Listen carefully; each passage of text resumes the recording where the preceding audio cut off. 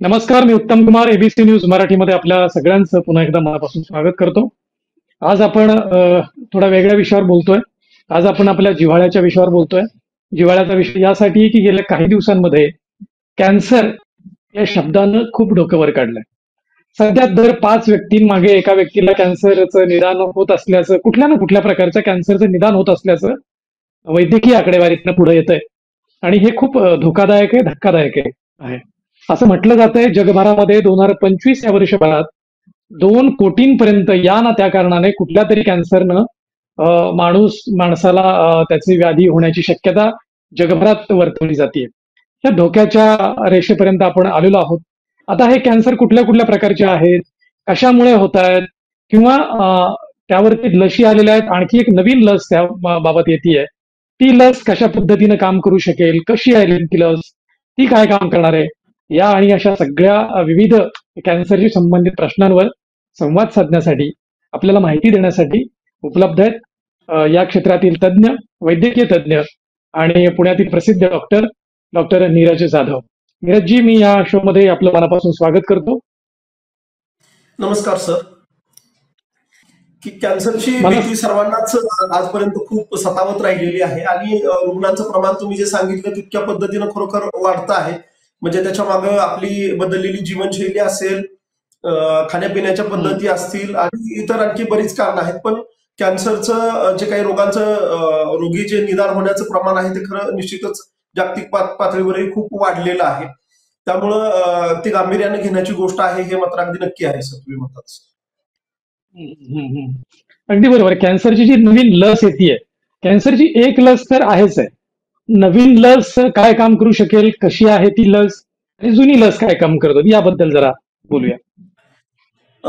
हे सुरुवात करताना थोडक्यात म्हणजे जनरलाइज आपण असं बघूया की कॅन्सर म्हणजे काय आहे, तर पेशींची अनियंत्रितपणे झालेली वाढ आहे. तर अशा परिस्थितीमध्ये लसी किती उपयुक्त ठरतील असं याच्या अगोदर प्रश्नचिन्ह होतं. पण आपण कॅन्सरच्या ज्या काही लसी उपलब्ध आहेत किंवा कॅन्सर संबंधातली लस, की 2 पद्धतीने आपण त्याच्यामध्ये विचार करू शकतो. एक लस जी आहे ती प्रतिबंधात्मक उपचार म्हणून जी आपण बाकीच्या जशा लसी आपण घेतो तशा पद्धतीची लस आहे, जी प्रतिबंध करण्यासाठी म्हणून घेतली जाते. आणि दुसरी लस जी उपचारात्मक लस आहे. तर याच्यामध्ये आपण आता ज्या उपलब्ध लसी आहेत त्याच्यामध्ये प्रतिबंधात्मक लसी उपलब्ध आहेत. मग HPV नावाचा जो व्हायरस आहे, ह्युमन पॅपिलोमा व्हायरस ज्याला म्हटलं जातं, आणि दुसरं आपण जे आपल्याला सगळ्यांना नोन आहे ते हेपॅटायटिस बी, HBV. तर ह्या विषाणूंमुळे पुढे जाऊन कर्करोग होण्याची शक्यता वाढतात. तर या विषाणूंना प्रतिबंध घालण्यासाठीच्या लसी उपलब्ध आहेत. मग ज्याच्यामध्ये मी म्हटलं ती HPV साठीची जी लस आहे ती गार्डॅसिल 9 नावाची एक लस उपलब्ध आहे. म्हणजे वेगवेगळ्या कंपन्यांची, सर्व्हिवॅक वगैरे असे वेगवेगळ्या कंपन्यांच्या लसी आहेत उपलब्ध. पण ती सर्व्हायकल कॅन्सरच्या साठी वापरली, म्हणजे गर्भाशय मुख जे आहेत त्याच्या संबंधित जे काही कर्करोग होतो त्याच्यासाठी उपयोगात आणली जाणारी लस आहे. साधारणतः त्या लसीची माहिती अशी आहे की साधारणतः 9 ते 14 वर्ष वयोगटापर्यंत मुलींना 1 डोस त्या लसीचा घेतला तरी पुरेसा होतो.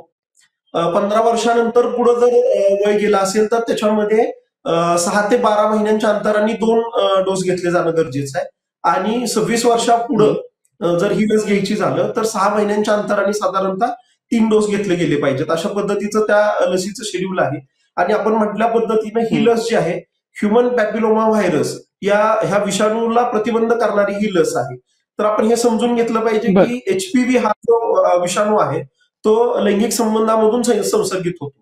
तर हा संसर्ग होऊ नये हे याच्यासाठी आपण ही लस घेणार आहे. आणि खूप चांगलं होणार आहे की जर लैंगिक संबंध प्रस्थापित होण्या अगोदर ती लस घेतली गेली तर त्याचा आणखीन चांगल्या पद्धतीनं फायदा होऊ शकतो. म्हणूनच जो काही इलिजिबिलिटी क्लास जो आहे किंवा ज्याला आपण पात्र असणारा जो वयोगट आहे तो आपला, म्हणजे आता जो काही केंद्रीय मंत्र्यांनी सांगितलं तो गट जरी आपण पाहिला तरी ते लक्षात येईल. आणि ह्या गार्डेसिल वगैरे ह्यासाठी सुद्धा सांगितलेला जो वयोगट आहे तो तोच आहे. साधारणतः 14 वर्ष वयापासून पुढे ती लस घेतली गेली पाहिजे असं सांगण्यात येतं. तर ही एक प्रतिबंधात्मक स्वरूपाची लस आहे.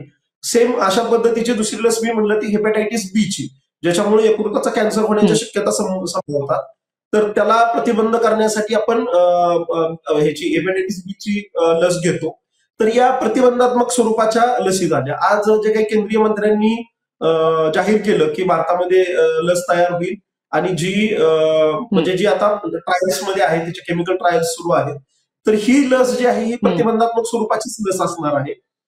याच्यामध्ये त्यांनी सांगितलंय की म्हणजे गर्भाशय मुख ज्याला आपण सर्व्हिक्स म्हणतो, त्याच्यानंतर स्तनांचा कॅन्सर आणि तोंडांचा कॅन्सर याच्यामध्ये ती उपयुक्त ठरेल असं एक त्यांचं सांगणं आहे. अजून बऱ्याचशा गोष्टी समोर यायचे, ट्रायल्स चालू आहेत, पण ही प्रतिबंधात्मक स्वरूपाचीच लस असेल. दुसरा जो म्हणजे कर्करोगामध्ये उपलब्ध असणारी लस जी आहे ती उपचारात्मक लस. आता रशिया तसा दावा करते की आम्ही mRNA स्वरूपाची लस आम्ही उपलब्ध केलेली आहे आणि ती थोड्याच दिवसात आम्ही आमच्या नागरिकांना उपलब्ध करून देऊ म्हणून. तर इतर वेळी लसीचा विचार करताना आणि इथं कॅन्सरच्या किंवा कर्करोगाच्या बाबतीत लसीचा विचार करताना गोंधळ काय आहे, तर कॅन्सरबद्दल आपण समजून घेताना सोप्या भाषेत काय म्हणता येईल, तर कॅन्सर म्हणजे शरीरामध्ये पेशींची अनियंत्रितपणे झालेली वाढ आहे. त्याच्या आजपर्यंत कॅन्सरसाठी जे काही उपचार उपलब्ध आहेत आता सध्या बाजारामध्ये, त्याच्यामध्ये औषधोपचार केले जातात. त्याच्यानंतर शस्त्रक्रिया केली जाते, म्हणजे ज्या भागामध्ये कॅन्सरची वाढ झालेली आहे तो भाग शस्त्रक्रिया करून काढून टाकला जातो. त्याच्यानंतर किमोथेरपी, रेडिएशन थेरपी आणि इम्युनोथेरपी अशा पद्धतीचे उपचार आता सध्या कर्करोगासाठी, कॅन्सरसाठी उपलब्ध आहेत. आणि त्याच्या पुढे जाऊन आपण आता सध्या आपल्या सगळ्यांना जो आपण एक चांगला आशेचा किरण म्हणून आपण त्या गोष्टींकडे पाहतो ते म्हणजे लस. तर या कर्करोगासंबंधी किंवा कॅन्सर संबंधीच्या ज्या काही लसी आहेत त्याच्यामध्ये दोन पद्धतीच्या लसींचा विचार करता येतो. पहिला प्रकार असा आहे ज्याच्यामध्ये प्रतिबंधात्मक लस निर्माण केलेली आहे आणि दुसरा प्रकार जो आहे त्याच्यामध्ये उपचारात्मक लस, म्हणजे कॅन्सर होण्यापूर्वी घेण्याची लस आणि कॅन्सर झाल्यानंतर घेता येईल अशी लस असं म्हणूया आपण त्याला. इम्युनोथेरपी हा त्यातलाच एक भाग आहे. तर प्रतिबंधात्मक ज्या काही लसी आहेत त्याच्यामध्ये आता सध्या HPV साठीची ह्युमन पॅपिलोमा व्हायरस जो आहे ह्या विषाणूपासून जो काही संसर्ग होऊन पुढे कर्करोग होण्याची शक्यता आहे त्यासाठीची लस उपलब्ध आहे. गार्डॅसिल 9 अशी ती लस आहे. तर म्हणजे वेगवेगळ्या कंपन्यांच्या वेगवेगळ्या लसी येतात, म्हणजे सर्व्हिवॅक वगैरे अशी वेगवेगळी नावं आहेत त्या लसींची. पण ती जी लस आहे ती साधारणतः 9 ते 14 वर्ष वयाच्या ज्या काही मुली आहेत त्यांना एक सिंगल डोस घेणं पुरेसं आहे. 15 वर्षापासून पुढच्या वयोगटामध्ये 6 ते 12 महिन्यांच्या अंतराने या लसीचे 2 डोस घेतले जाणं गरजेचं आहे. आणि 26 वर्षाच्या वरचा जो वयोगट आहे त्यांनी 6 महिन्याच्या अंतराने या लसीचे 3 डोस घेणं अपेक्षित आहे. तर असा म्हणजे HPV जो व्हायरस आहे त्याच्याशी त्याचा प्रतिबंध करणारी लस आता उपलब्ध आहे. या लसीचं दुसरं उदाहरण म्हणजे हेपेटायटिस बी ची लस, ज्यामुळं यकृताला कॅन्सर होऊ शकतो. तर ती जर लस आपण घेतली तर आपल्याला त्या कॅन्सर पासून आपल्याला प्रतिबंध करता येईल. तर मग ह्या दोन पद्धतीच्या ज्या लसी आहेत, ती HPV साठीची उपलब्ध असणारी लस आणि हेपेटायटिस बी साठीची उपलब्ध असणारी लस, या दोन कर्करोगासाठीच्या प्रतिबंधात्मक लसी उपलब्ध आहेत आता सध्या. आणि या व्यतिरिक्त पुढचा जो भाग चर्चेत आहे mRNA लस, किंवा आपण जी उपचारासाठी म्हणून जी वापरली जाणारी लस म्हणतो ती अंडर ट्रायलच आहे प्रत्येक ठिकाणी. रशिया तशा पद्धतीचा दावा करतोय की आम्ही तशा पद्धतीची लस निर्माण केलेली आहे आणि थोड्या दिवसात आम्ही ती आमच्या नागरिकांसाठी उपलब्ध करून देऊ. तर उपचारात्मक लस काय करते, तर जटिलपणा काय आहे कर्करोगाचा, तर कर्करोगाच्या ज्या पेशी आहेत त्या सामान्य पेशींचं रूप धारण करतात. त्यामुळं शरीराची जी काही रोगप्रतिकारक शक्ती आहे त्या रोगप्रतिकारक शक्तीला कर्करोगाच्या ज्या पेशी आहेत त्यांना आयडेंटिफाय करणंच कठीण होऊन जातं. अशा परिस्थितीमध्ये जी उपचारात्मक लस आहे ती जी काही प्रथिनांचं आवरण कर्करोगाच्या पेशींनी धारण केले ते डिकोड करून कर्करोगाच्या पेशीला आपल्या रोगप्रतिकारक शक्तीला ओळखीचं करून देतात की ही कर्करोगाची पेशी आहे आणि मग त्याच्यावरती आपली रोगप्रतिकारक शक्ती मात करू शकते. साधारणतः अशा पद्धतीचं काय म्हणू आपण ते त्याची प्रक्रिया आहे त्या उपचारात्मक लसीची काम करण्याची. तर अशा दोन पद्धतीनं हे काम चालू आहे. आज जे काही म्हणजे केंद्रीय मंत्र्यांनी अनाऊन्स केलं की भारतामध्ये ती लस तयार होते आणि ती साधारणतः 5 ते 6 महिन्यांच्या अंतरामध्ये भारतीयांना सगळ्या उपलब्ध होईल. 9 ते 16 वयोगटातील मुलींना ही लस देता येईल अशा पद्धतीचं त्यांनी ते सांगितलंय. आणि त्यामध्ये तोंडाचा कर्करोग, स्तनांचा कर्करोग आणि गर्भाशय मुखाचा म्हणजे सर्व्हायकल कॅन्सर याच्यावरती ती लस उपयुक्त असणार आहे अशा पद्धतीची माहिती केंद्रीय मंत्र्यांनी दिलेली आहे. मग ही लस उपयुक्त आहे का, तर नक्कीच उपयुक्त आहे. प्रतिबंधात्मक गटामध्ये मोडणारी ही लस आहे आणि हे तंत्रज्ञान पूर्वीच सिद्ध झालेलं आहे. आपण आज पोलिओ किंवा ह्या सगळ्या आजारांविरुद्ध जे काही अभियान राबवून यांना म्हणजे नामशेष करून टाकलं, त्यामध्ये ह्या सगळ्या लसीचाच फायदा आपल्याला झालेला होता. त्यामुळे अशाच तंत्रज्ञानावर आधारलेली ही प्रतिबंधात्मक लस आहे, जी HPV साठी दिली जाते किंवा हेपॅटायटिस बी मध्ये पण दिली जाते. तर ही लस तशा पद्धतीनं उपयुक्त ठरणार आहे आणि कर्करोगाला प्रतिबंध करण्यामध्ये नक्कीच तिची भूमिका म्हणजे काय म्हणू आपण महत्वाची राहील. डॉक्टर साहेब, तुम्ही फार महत्वाचा आणि खूप सोप्या आणि सुटसुटीत भाषेत रुग्णांना समजेल, दर्शकांना समजेल अशा भाषेत सांगतात. बऱ्याच दर्शकांच्या किंवा रुग्णांच्या मनामध्ये एक शंका असते किंवा आत्ताही चर्चा बऱ्यापैकी आहे की आता नवीन लस प्रतिबंधात्मक येणार आहे, ठीक आहे, पण त्यामुळे मग जे कॅन्सर झाल्यानंतरच्या ज्या गोष्टी असतात, केमो करणं असं किंवा बाकी ज्या आव्हानांना सामोरं जावं लागतं, लस घेतल्यानंतर ते टाळता येणं शक्य आहे का किंवा ते टळणार आहे का? सर, प्रतिबंधात्मक लस म्हटलं की ह्या गोष्टी टाळणं शक्यच आहे, कारण तुम्हाला रोग होण्या अगोदर तुम्ही ही लस घेताय, प्रतिबंधात्मक जी लस आहे. त्यामुळं तुम्हाला कॅन्सर होण्याच्या शक्यताच कमी होऊन जातात. पण त्यामध्ये मला आवर्जून सांगावंसं वाटतं की HPV हा जो व्हायरस आहे, हा लैंगिक संबंधामधून संसर्ग होणारा विषाणू आहे.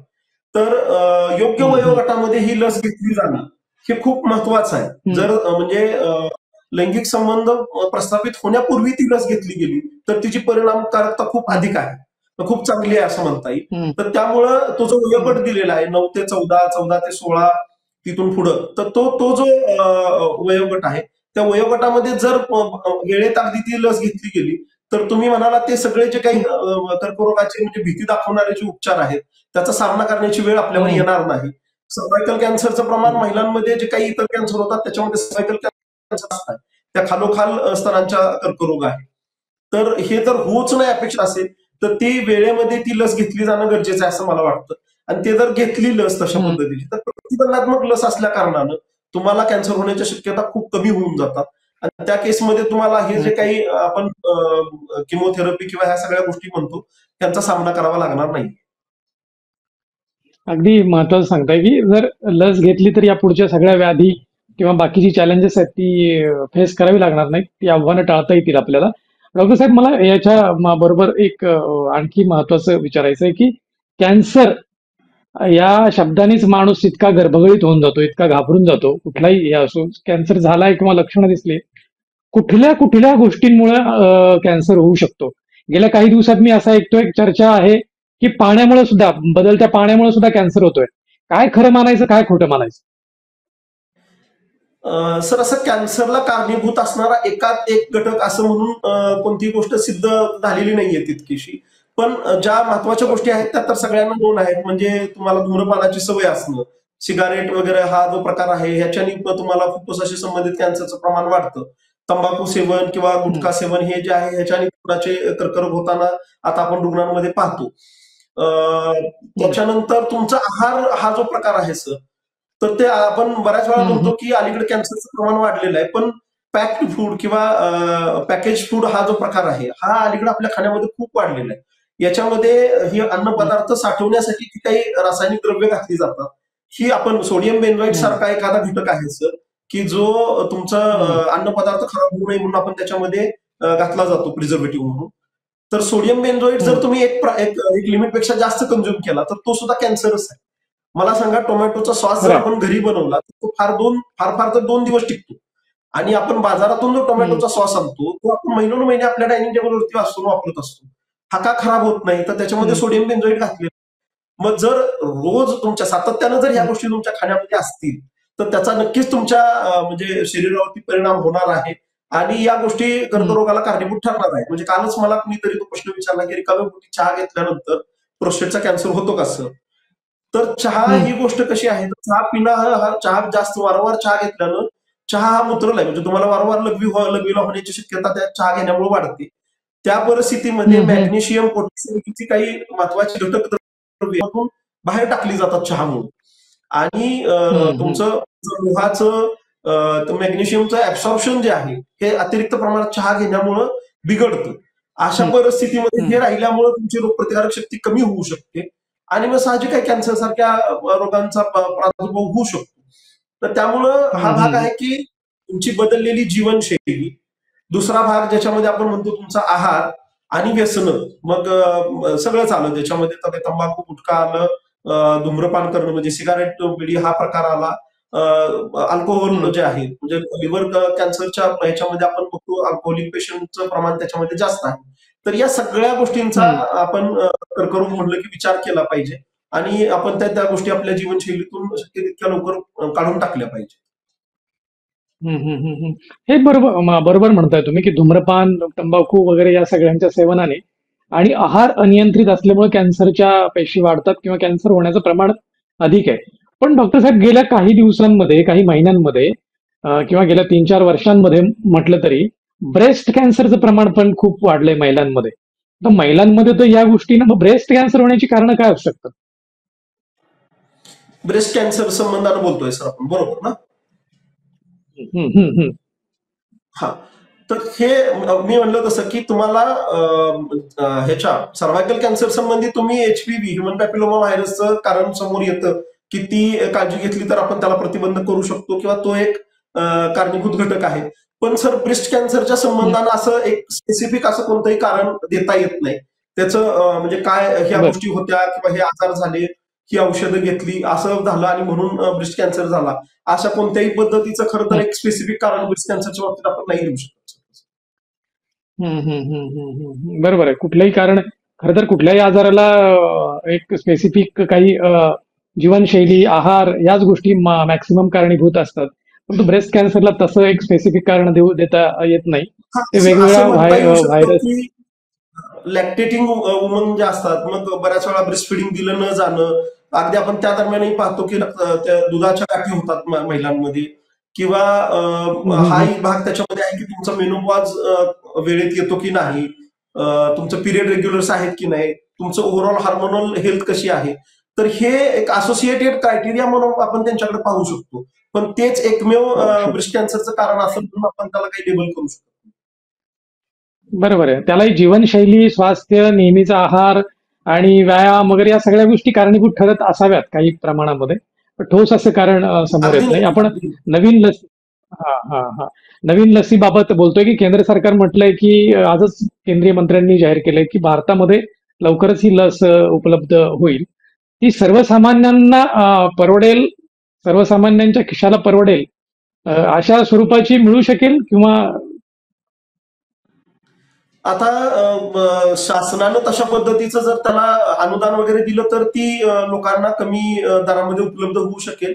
कारण आता सध्या ज्या काही बाजारात लसी उपलब्ध आहेत त्या म्हणजे आपण म्हटलं तर त्या सामान्यांना परवडणाऱ्या अशा नाहीतच. साधारण म्हणजे अगदी 10,000 पर्यंत एखादा डोस जावा इथपर्यंत या लसींचं किंमत आहे आता. तर जर शासनाने या लसीला अनुदान दिलं तर सामान्यांना परवडणाऱ्या किमतीमध्ये ही लस लोकांना उपलब्ध होऊ शकते. पण त्यासाठी शासनानं तशा पद्धतीचं इनिशिएटिव्ह घेणं किंवा तसं धोरण ठरवणं गरजेचं आहे असं मला वाटतं. बरोबर बरोबर बरोबर. सर्वसामान्यांच्या खिशाला जर परवडणारी असेल, कारण कॅन्सर हा कधीही सर्वसामान्यांच्या खिशाला परवडणारा आजार नव्हता, नाही. त्यामुळे भविष्यात जर ती लस, नव्याने जी लस येते ती जर भारतामध्ये उत्पादित होणार असेल, भारतात तयार होणार असेल, तर त्याच्यावर अनुदान दिलं जावं, म्हणजे ती सर्वसामान्यांनाही परवडेल. कारण आता कॅन्सर हा काही फक्त एका ठराविक वर्गाचा आजार राहिलेला नाही. तो कुणालाही व्हायला लागलाय, हृदयरोगासारखा. अगदी गरिबांना व्हायला लागलाय आणि श्रीमंतांना व्हायला लागलाय. त्यामुळे ते परवडेल उपचार अशा पद्धतीचं धोरण केंद्र शासनाने अवलंबायला पाहिजे. नवीन येणारी लस निश्चितच परिणामकारक आणि चांगलीच असेल आणि बराचसा बदलती जीवनशैली, बदलती आहार प्रणाली या सगळ्या गोष्टी कारणीभूत आहे. अशी अत्यंत इत्थंभूत माहिती, अभ्यासपूर्ण मांडणी डॉक्टर नीरज जाधव यांनी केली. एबीसी न्यूज मराठीला त्यांनी सर आणखी अतिशय एक गोष्ट मनमोकळे. फक्त ऍड करावीशी हा, वाटते. बोला बोला. HPV साठी दिलं जाणारं गार्डेसिल हे जे वॅक्सिन आहे, गार्डेसिल 9 नावाचं जे वॅक्सिन आहे, हे हम्म, जसं मुलींना घेता येतं तसं ते मुलांना म्हणजे स्त्री आणि पुरुष दोघांमध्ये ती लस घेता येऊ शकते. कारण HPV हा जो बरोबर. व्हायरस आहे हा लैंगिक संबंधातून संसर्ग होणारा व्हायरस आहे. तर पुरुषांनी जर ती हम्म, लस घेतली, त्या लसीचा एक डोस घेतला तरी सुद्धा या HPVच्या संसर्गाला प्रतिबंध करता येऊ शकतो. त्यामुळे ही लस पुरुष सुद्धा घेऊ शकतात आणि तिचा सिंगल डोस पुरुषांसाठी घेणं पुरेसं आहे. Okay okay. खूपच अभ्यासपूर्ण माहिती आणि दर्शकांना कॅन्सर म्हणजे काय, कॅन्सर कशामुळे होऊ शकतो, कॅन्सर न होण्यासाठी काय काळजी घ्यायला पाहिजे, लस आली म्हणजे कसंही बेफिकीर वागायला पाहिजे असंही नाही. आपण आपली जी रेग्युलर काळजी ती घ्यायलाच पाहिजे आणि सरकारने मोफत किंवा अनुदान जर दिलं तर मोफत नाही शक्य, परंतु अनुदान जर दिलं तर ती सर्वसामान्यांच्या खिशाला परवडेल अशा पद्धतीची लस उपलब्ध होऊ शकते. ती अधिक प्रभावी आणि परिणामकारक होऊ शकते. अशा पद्धतीची मांडणी डॉक्टर नीरज जाधव यांनी सर्व दर्शकांसाठी केली.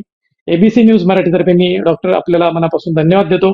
आपण या भागात इथेच थांबूया. भेटूया पुढच्या भागात. धन्यवाद सर. ताज्या बातम्यांसाठी पाहत रहा एबीसी मराठी न्यूज.